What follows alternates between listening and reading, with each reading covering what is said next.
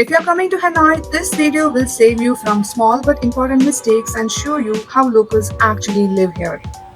Food culture in Vietnam is so crazy that you literally feel a lot of FOMO कि क्या खाना है क्या नहीं खाना है. In this vlog, I explore Hanoi through food, streets, and everyday local life, sharing what it actually feels like to be here as an Indian traveler. In the last episode, I kept wondering what is it about Vietnam that makes people fall in love with it? Is it because it's affordable or is it because of the culture? I think the answer started revealing itself on my very first day in Hanoi.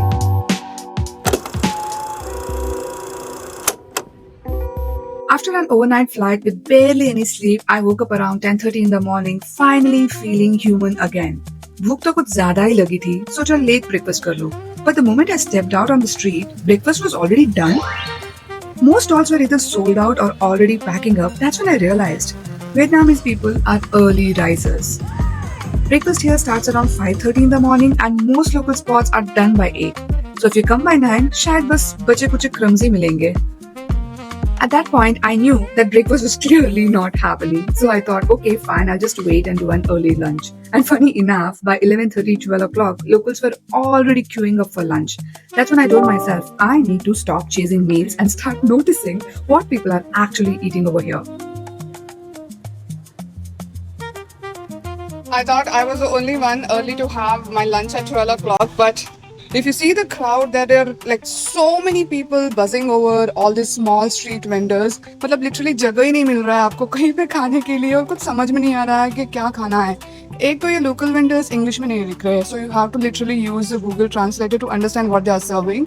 And plus FOMO भी होता है कि इतने सारे लोग बैठ के actually में खा क्या रहे हैं and what is the hype about. So I was supposed to have my lunch at 12 o'clock and it's already 12:25. For the past 25 minutes, I've only been roaming and figuring out what to eat. While walking around the old quarter, I found myself near this beautiful cathedral.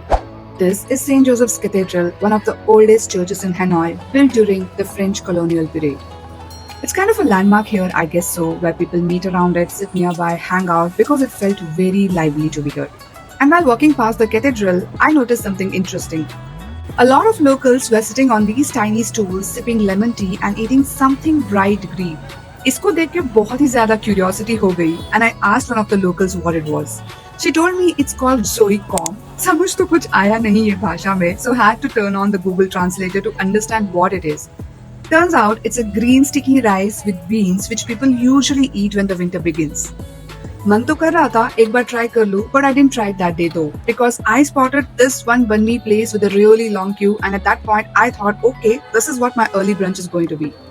So I waited in line, grabbed my first ever banh mi in Vietnam, and to balance things out, I also picked up a strong coconut coffee from the very famous Kong Cafe because day one and no coffee is not an option to survive here. One thing you will notice literally everywhere in Hanoi are these tiny plastic stools. Food stalls ho ya cafes ho ya footpaths ho, literally every place where people eat has these small plastic chairs. At first I was confused कि यहाँ पे हो क्या रहा है, like why is everything so low? Later I found out there are actually two reasons to sitting on these low chairs. One, people don't sit for too long. You come, you order, you eat and you leave, and the next person quickly takes your place. The idea is efficient, really efficient and smart, I must say. And the second reason honestly made me laugh. Sitting on these stools is basically working your squats without going to the gym. And I must say it greatly works for them because they are generally shorter. So unka comfortable sitting and squatting ho jata hai for longer time. But if you're a foreigner with an average height of 5'5" or above, just like me, sitting like this for more than 10 minutes makes you look like you're dancing on your chair rather squatting. Still, this is how the city eats. Low chairs, busy streets, traffic right next to you. Very chaotic, but somehow very normal here. So if you feel awkward sitting here, don't worry, you're not doing it wrong. Hanoi just isn't built for comfort sitting, and you'll anyway get used to it after a few days.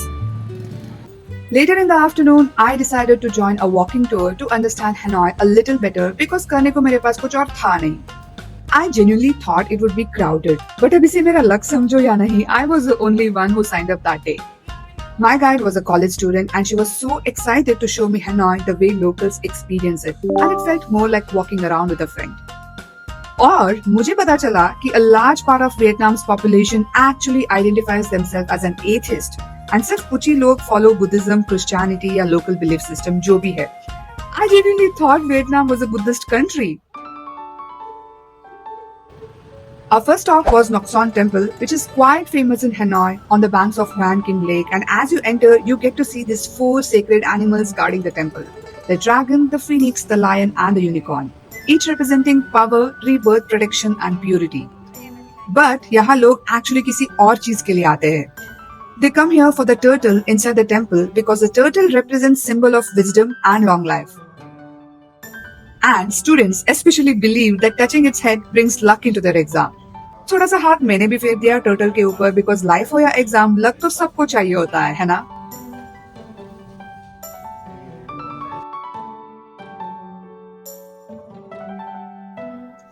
After the temple, we went straight into the dry and wet markets to actually see how local life in Hanoi really is. And to be honest, this felt completely different from the area where I was staying at. This was way more local, way more real. और अगर आप tourist places के साथ साथ थोड़ा सा local set भी देखना चाहते हो तो यहाँ जरूर आएगा बिकॉज यहाँ पे जो जो चीजें मैंने देखा है क्या ही बताओ. From flowers to fresh vegetables, इतना फ्रेश कि ऐसा लग रहा था डायरेक्टली फार्म से यहाँ पे आया है. इंडिया में ऐसे फ्रेश वेजिटेबल्स मुश्किल से मिलते होंगे. And then there were these readymade caramelised curries being sold at a wholesale market for people who don't want to cook at home.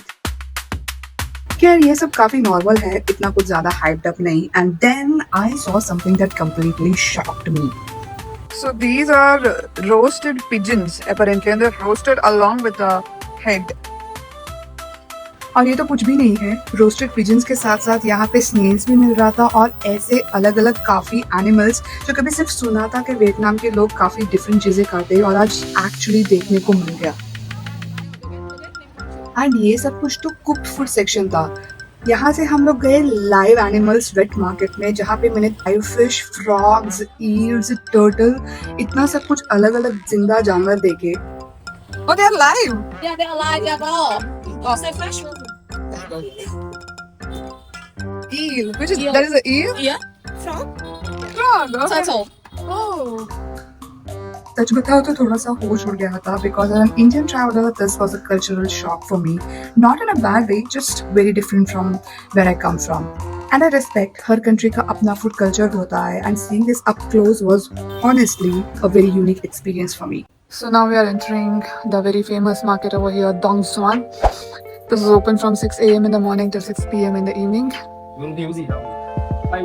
So this market has 3 floors. The ground floor is all about handicrafts and souvenirs.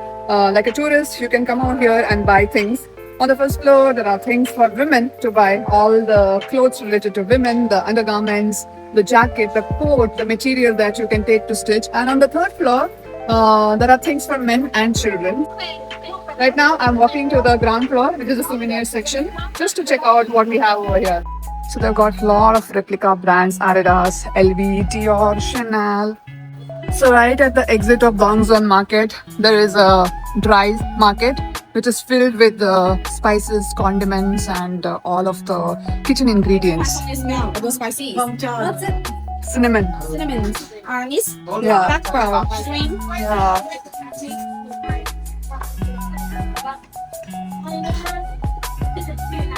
At the end of our walking tour, my guide made me try the sunflower seeds with lemon tea at a local shop. जिसे India में चाय और सुट्टे पे चर्चा होती है, वैसे वियतनाम में लोग lemon tea and sunflower seeds को खाते हुए चर्चा करते हैं. That's with ice. Ice. So that's with ice cream. Yeah. Wait, okay. So I'm gonna try the sunflower seed, which is very common over here among the Vietnamese, along with the lime tea. It's very tasty. I love that. And also gonna munch on sunflower seeds. Before we said bye, she also gave me a few food recommendations around the area and obviously I had to try it. The first thing I tried was this super simple street side stir-fried noodles with some greens, which was very warm, filling and काफी delicious था. So I ordered myself stir-fried po without any meat. This is just a veggie. I've got bamboo shoot vinegar probably, and these are some veggies that they give on the house for you to mix and eat. But my host recommended me that this is the amazing. I have to try. So usually people try it with the beef. That's what it is famous for. But since I do not eat beef, I'm eating the stir-fried version of it. So let's try how this is going to be. This is the one that I had my dinner at. It is so amazing. You guys must try. If at all you like stir-fried noodles with some meat and veggies. And this is the price. I paid 40,000 Vietnamese dong. It was amazing. Now I'm gonna go and try the local beer Hoi. So my host asked me to try this beer from one of the local place over here. So I'm gonna go now there and try a glass of beer. Beer Hoi, which is very famous local beer you get only in Hanoi. It was light, slightly tangy and perfect. Exactly the kind of beer I like, and so I had to have 2 mugs of it. The thing is, ऐसे नीचे बैठ के खाने में आदत नहीं है. या तो पूरा बैठना चाहिए या तो खड़े होना चाहिए. ऐसे आधा बैठना feels literally uncomfortable for me. I guess I'm still not used to sitting and having in Vietnamese atmosphere. I need to get used to it, but this is fun. After all of this, I was walking back home. I saw this huge queue on the street and thought, okay, यहाँ पे कुछ मजेदार मिल रहा होगा. Let's try. And turns out, everyone was waiting for this dessert called king roti, basically a freshly baked cream bun with different fillings. And मुझे थोड़ा सा भीड़ भड़ाका पसंद है, तो मैं भी लाइन में घुस गई. I think the line was moving fast and I stood in line for like 10 minutes, bought my bun for 20,000 dong with coffee filling, and I guess hype थोड़ा ज़्यादा था. This is what I've got, like bun. इसके अंदर coffee chocolate शायद filling होगा. अभी बहुत गर्म है फिलहाल के लिए. So let's try how this is. It's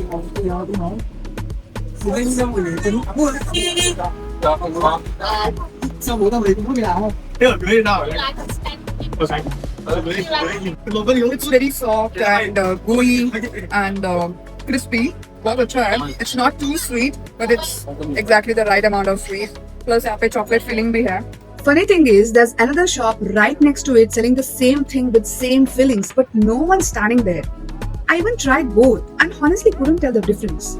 I guess hype also has its own flavor in Hanoi. And that's how I ended my day in Hanoi, eating way more than I planned. This was Hanoi as I experienced it on my very first day through food, streets, and everyday life. But Hanoi has another side too. The places everyone talks about, the ones you see all over the Instagram and Pinterest, and that's what I'm gonna explore next. So stay tuned. Until next time, I'm Maithili Naik signing off. Bye!